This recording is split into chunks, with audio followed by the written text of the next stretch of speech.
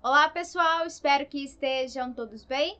Eu sou Juliana Matos, sou editora-chefe da editora Lutz e hoje nós vamos falar um pouco sobre o nosso próximo lançamento, que é o livro Os Novos Desafios dos Feminismos na Era Pós-Democrática. E para isso nós estamos com as duas autoras organizadoras, a professora Mércia Cardoso e a professora Isabelle Cherrabi. Professoras, já de início eu quero agradecer a presença de vocês, de estar aqui conosco, e eu quero que vocês se apresentem, tá? Para que os nossos inscritos e futuros inscritos conheçam um pouco quem são as senhoras.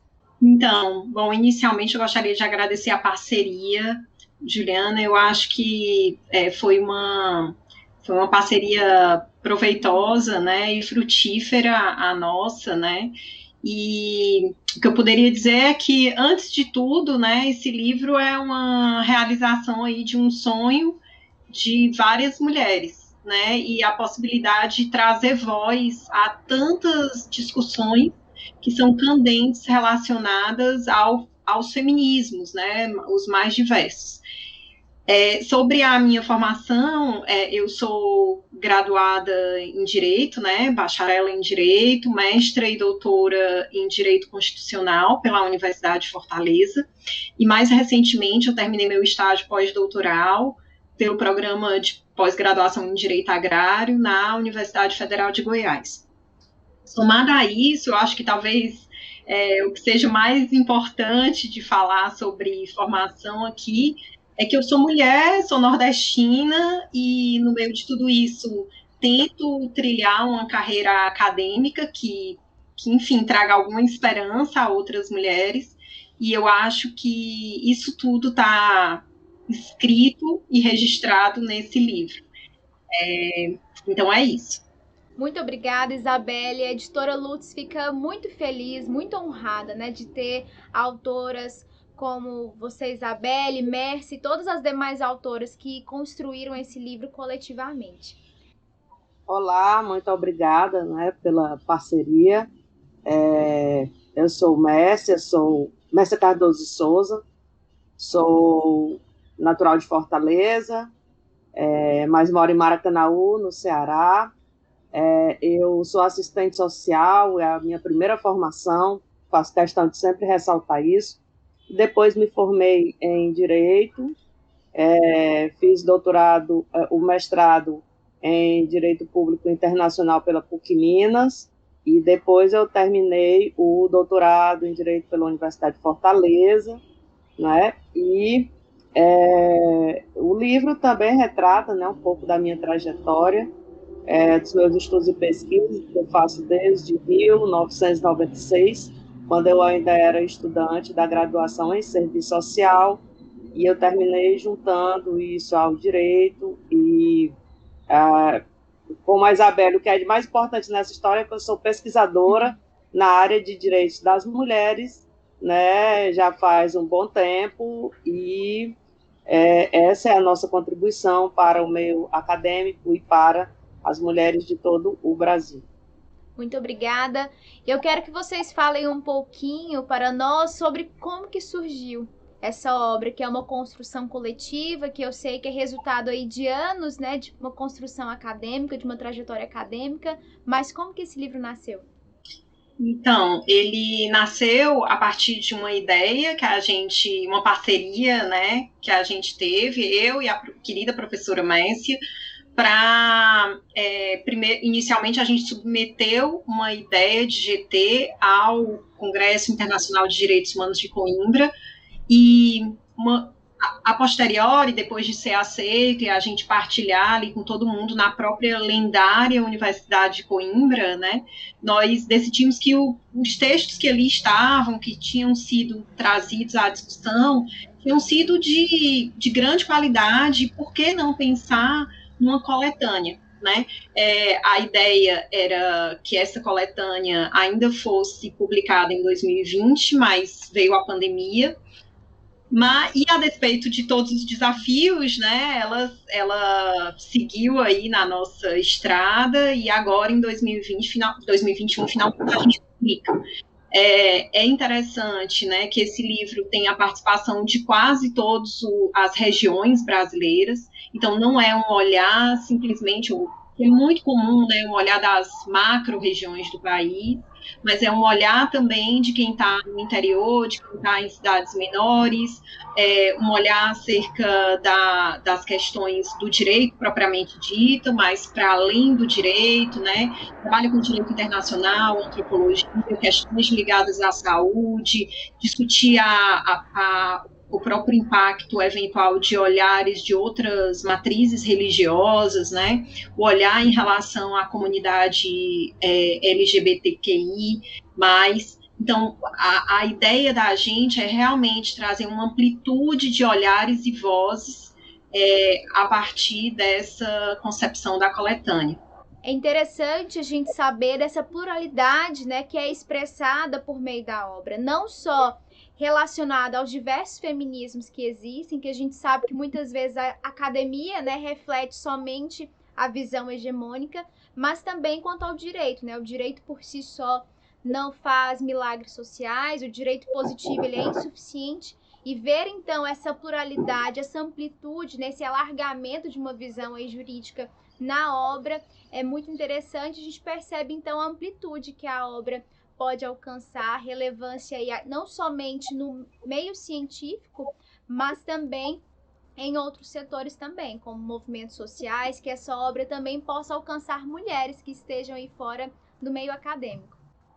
Eu acho que sobre isso a própria professora Messia pode falar melhor, porque ela tem essa graduação, né, dúplice, e acaba que tem um olhar muito mais, vamos dizer, mais complexificado em relação a todos esses diversos conflitos, né, desafios que são próprios dos feminismos.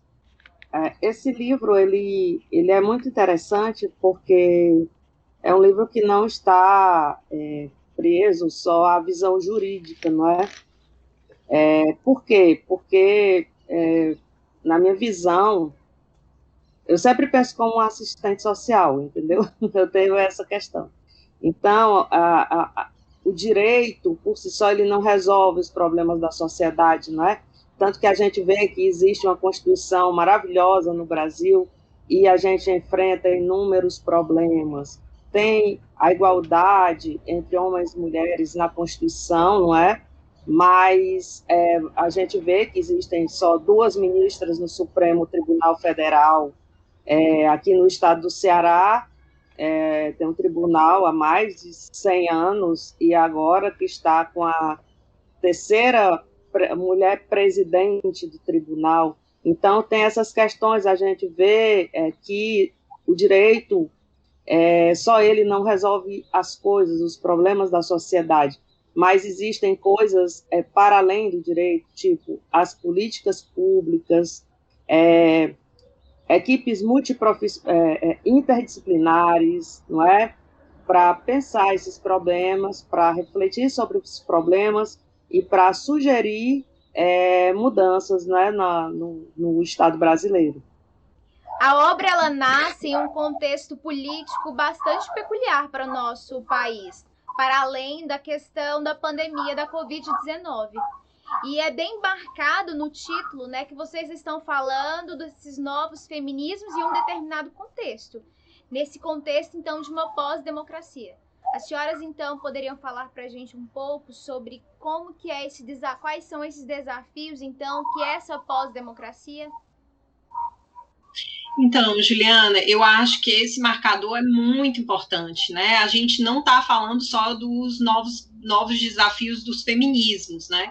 Tanto nós tivemos cuidado de colocar aí a palavra feminismo no plural, portanto, feminismos, porque são vários, e eles merecem, devem ter visibilidade, né, para que a gente não fique unicamente naquele olhar hegemônico e que acaba silenciando toda uma discussão e um contexto e, enfim, contribuições tão importantes dos mais diversos feminismos. E um outro aspecto que é deveras importante para a gente é que a gente está falando da era pós-democrática, né?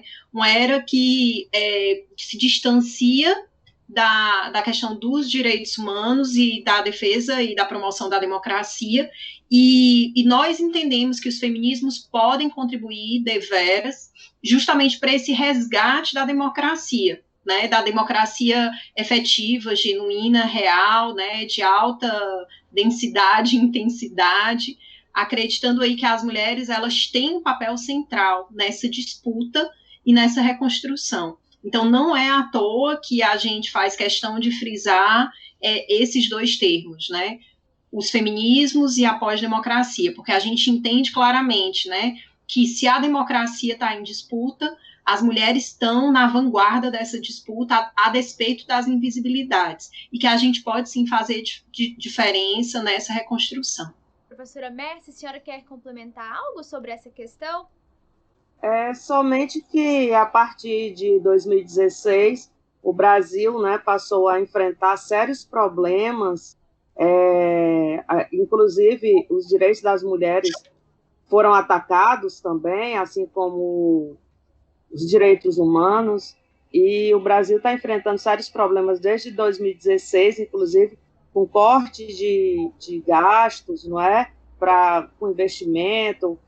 O livro também mostra uma questão que a ciência é muito importante, não é, também, e a gente nota que tem corte de gastos na questão das bolsas, né, de pesquisa, de mestrado, de graduação, de doutorado, pós-doutorado. Então, o livro está inserido nesse contexto de instabilidade política do Brasil. A senhora falando sobre esses desafios políticos, né, que o Brasil enfrenta desde 2016, eu aproveito a oportunidade para dizer que a editora Lutz não é uma editora que não se posiciona politicamente, né? Nos nossos vídeos institucionais nós deixamos muito claro, até porque a neutralidade não existe, né?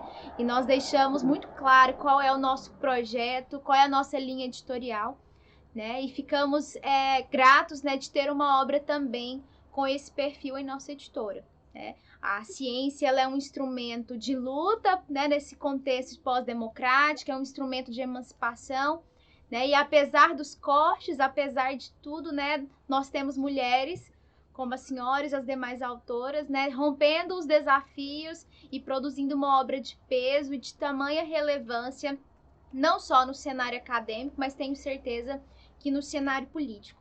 E aproveito isso para perguntar quem são as pessoas que vocês recomendam que tenham acesso a esse livro, que estejam presentes no dia do lançamento. Quem é, então, o público-alvo dessa obra?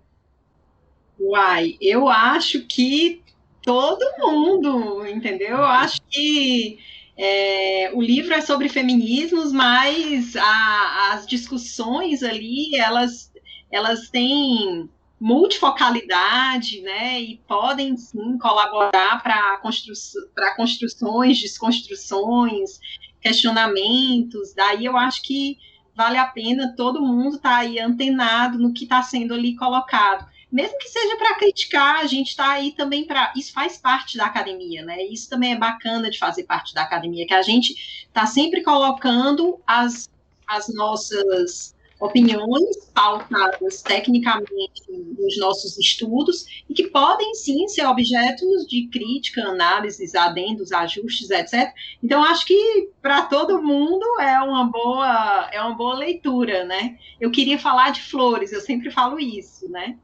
Mas, já que a gente não pode falar de flores, pelo menos que a gente fale ou constate o que está acontecendo e encontre perspectivas comuns para sair de onde a gente está para um lugar melhor, né?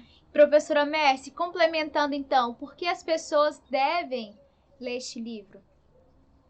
Dentre os tantos livros que existem aí, né, à disposição, tantos artigos, a gente sabe que no contexto que a gente vive, né, nós somos pessoas com uma rotina tão apertada, né, tão difícil, a gente precisa selecionar, querendo ou não, o que a gente vai ler. Por que ler esse livro, então? O livro, ele é muito eclético, na minha visão, né? Fala desde artigos sobre educação jurídica, sobre mulheres, sobre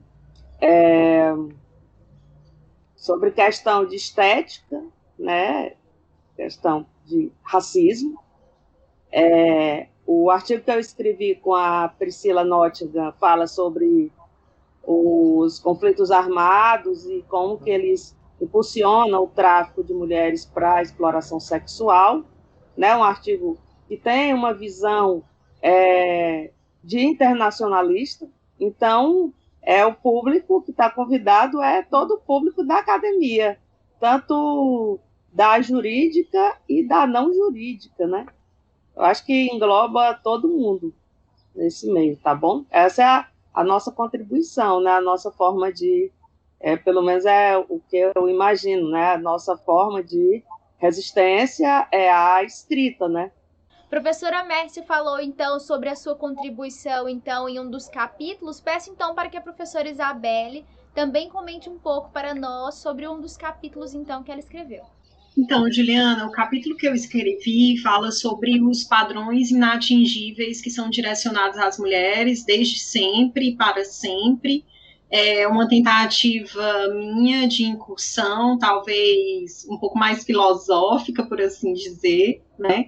Não que eu tenha me pautado por nenhuma grande obra filosófica, mas a questão aqui é muito mais de um incômodo cotidiano, e que, a partir das próprias leituras dos feminismos e, inclusive, das grandes conquistas relacionadas às mulheres, sempre está ali algum quê de desconfiança e uma porção de inatingibilidade direcionada às mulheres. Isso desde sempre, né, desde que a nossa história é registrada, vamos dizer, entre aspas, oficialmente.